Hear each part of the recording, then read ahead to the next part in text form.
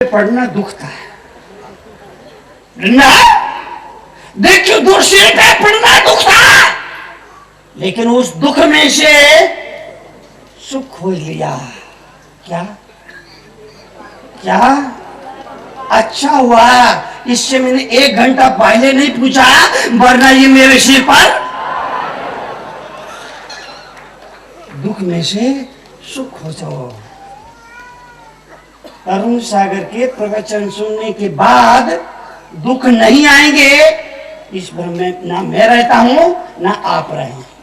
आएंगे, जीवन में उतार चढ़ाव चढ़ता रहेगा। जब तक जिंदगी है संघर्ष चलते रहेंगे, जब तक जियोगे उतार चढ़ाव का सामना करना पड़ेगा, क्योंकि जिंदगी कब्रिस्तान नहीं, ये शहर का चौराहा है जहां शोरगुल जरूर होगा। कब्रिस्तान में एकदम शांति होती है, एकदम शांति, और शहर में तो शोरगुल होता है। जिंदगी कब्रिस्तान नहीं, ये बंबई की चौपाटी है, ये शोरगुल होता रहेगा। दुख, परेशानियां, तकलीफें, अभाव, प्रतिकूलताएं आती रहेंगी, ये खत्म होने वाली है। समस्याएं सबकी अपनी अपनी है। अमीर आदमी की अपनी समस्या है, गरीब आदमी की अपनी समस्या है। अमीर आदमी की समस्या है अलग, गरीब आदमी की समस्या है अलग। गरीब आदमी की समस्या है भूख लगे तो क्या खाए। गरीब आदमी की समस्या है भूख लगे तो क्या खाए। अमीर आदमी की समस्या है क्या खाए तो भूख लगे। बात समझना। गरीब आदमी की समस्या है भूख लगे तो क्या खाए। अमीर आदमी की समस्या है क्या खाए तो। समस्या दोनों के सामने। बूढ़े आदमी की समस्या है अलग, जवान की समस्या है अलग। जवान की समस्या है क्या करूं, समय नहीं मिलता। जवान आदमी की समस्या है क्या करूं, समय नहीं मिलता। बूढ़े की समस्या है क्या करूं, समय नहीं कटता। समस्या दोनों के सामने है, समस्या दोनों के सामने है।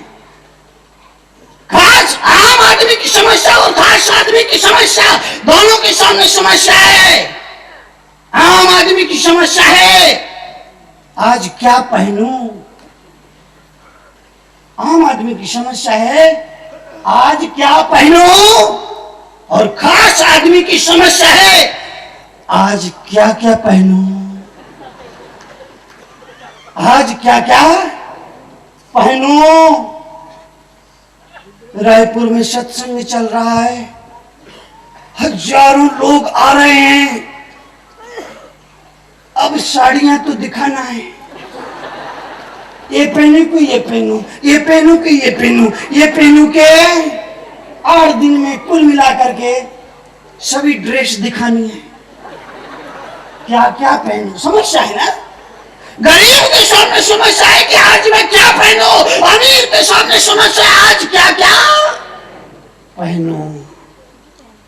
एक भाई आके मुझे कह रहे थे, मुनि जी जब ये तय हुआ कि आप रायपुर आने वाले हैं तो मुझे तो बड़ी चिंता हो गई। अरे मैंने कहा भाई चिंता किस बात की। बोले चिंता इस बात की, मैंने विचार किया तो पत्नी बोलेगी सत्संग है 10 साड़ी ला करके रखो, मेरा तो सारा बजट ही बिगड़ जाएगा। लेकिन अब मैं बड़ा खुश हूँ। वो आदमी बोला मुनि जी अब मैं बहुत खुश हूँ। मैंने कहा बात क्या। बोले मेरी पत्नी वो वॉलेंटियर है, एक ही ड्रेस में सारा काम होगा।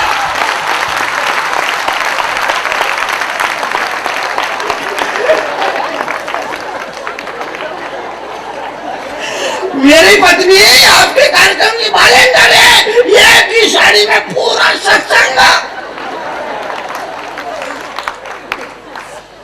और ये वॉलेंटियर की स्वयं सेवकों की साड़ी इतनी फेमस हो गई, इतनी फेमस हो गई। सुबह घर से निकलते हैं, ऑटो वालों को देते हैं, तो ऑटो वाला ये भी नहीं पूछता कि तुमको कहाँ जाना है।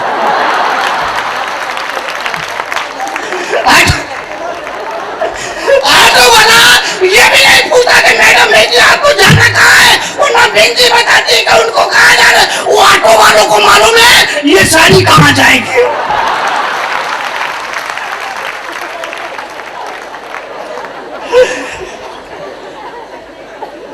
अमीर के सामने समस्या है आज क्या क्या पहनूं,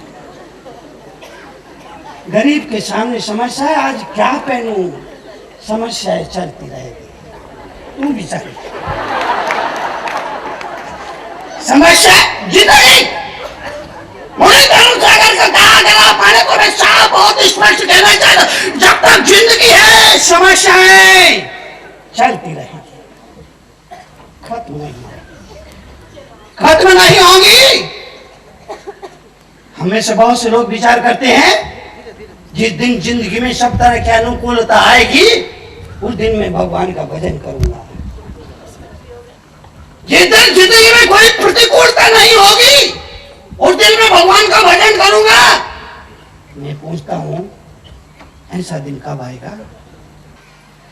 एक संत की कुटिया में किसी ने दस्तक दी, कहा स्वामी जी आप घास फूस की कुटिया में रहते हो लेकिन आप हमेशा प्रसन्न चित्त रहते, इसकी वजह क्या? आपके पास ना ढंग से खाने का है, ना नौकर है, ना चाकर है। संत ने कहा नौकर चाकर, अरे जिंदगी में दो ही कर आ जाए, आय कर और विक्रय कर, तो जिंदगी का जीना आराम हो जाता है। और तुम कह रहा चार कर, चाकर नौकर। शंकर ने कहा कि हमको चाकर नौकर की जरूरत नहीं है, हमारे हाथ पैर चलते हैं। तो आज का आदमी इतना सुविधा भोगी हो गया। कई बार मुझे लगता है बड़े बड़े घरों में लूड़े लंगड़े लोग पैदा हो रहे हैं, बड़े बड़े घरों में लूड़े लंगड़े विकलांग लोग पैदा हो रहे हैं। क्यों? भोजन बनाने के लिए नौकर, पानी देने के लिए नौकर, झाड़ू पोछा करने के लिए नौकर, माँ बाप की सेवा करने के लिए नौकर, कपड़ा धोने के लिए नौकर, बच्चों को खिलाने के लिए नौकर।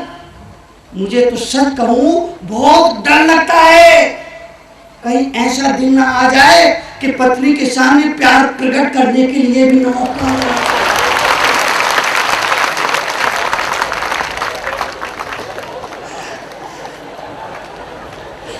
मुझे तो बहुत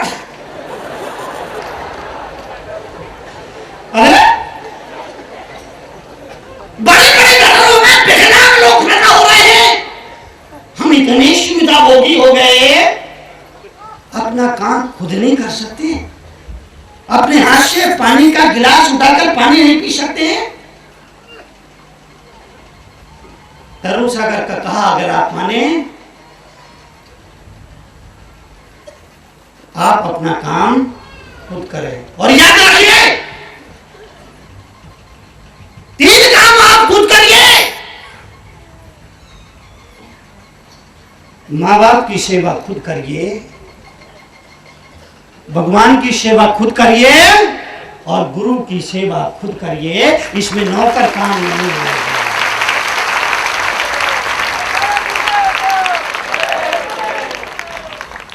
नौकर काम नहीं चलेगा। माँ बाप की सेवा आप खुद करें, ईश्वर की सेवा आप खुद करें, अपने गुरु की सेवा आप खुद करें। प्रार्थना और प्रेम में नौकर काम नहीं आते। प्रार्थना और प्रेम में नौकर काम नहीं आते। प्रार्थना आपको करना पड़ेगी, प्रार्थना आपको करना पड़ेगी। आदमी इतना बेईमान है, इतना बेईमान है, इतना बेईमान है। आपकी बात कर लूं, क्या कर लोगे मेरा?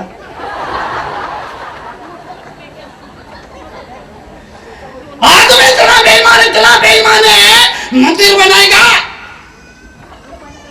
शिखर बनाएगा, कलशा सोने का चढ़ाएगा, झंडा लगाएगा,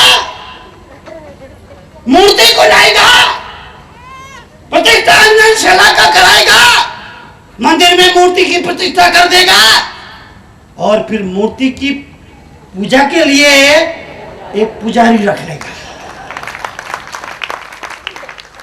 मंदिर में प्रतिमा की पूजा के लिए एक पुजारी रख लेगा।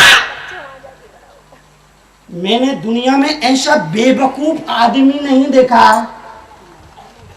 जो शादी करता हो, घर में पत्नी को लाता हो और फिर उसके सामने प्रेम प्रकट करने के लिए एक नौकर रख लेता।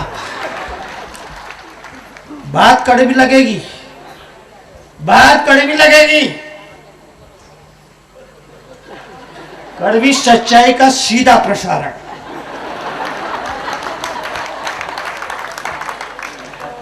लोकेश भाई, कड़वी सच्चाई का यह प्रसारण देश और दुनिया में नहीं जाता है, सीधा प्रसारण इस मायने में है कि यह प्रसारण दिल और दिमाग में सीधा जाता है।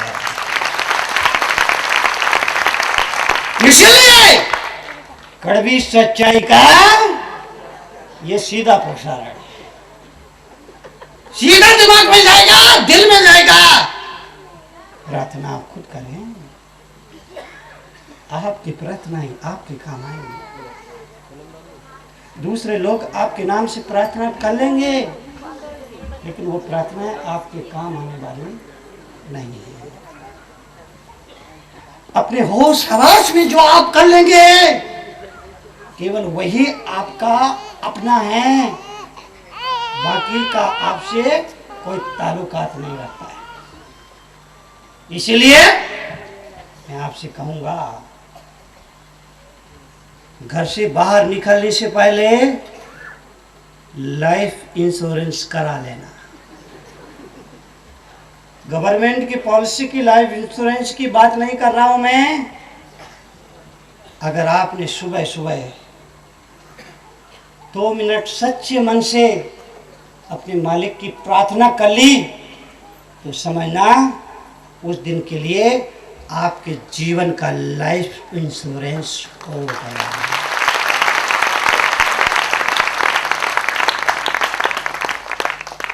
सुबह घर से बाहर निकला आदमी शाम को सुरक्षित लौट आए, आज की दुनिया में कोई गारंटी नहीं है। खतरे बहुत बढ़ गए, खतरे ही खतरे। पता नहीं कहीं कहाँ दुर्घटना हो जाए, पता नहीं कहाँ दिल धड़कना बंद हो जाए, पता नहीं कहाँ कौन छाती में छुरा घोंप दे, पता नहीं कहाँ कौन सी दुर्घटना घट जाए, बम विस्फोट हो जाए। आज खतरे, आज की जिंदगी में खतरे बहुत बढ़ गए हैं।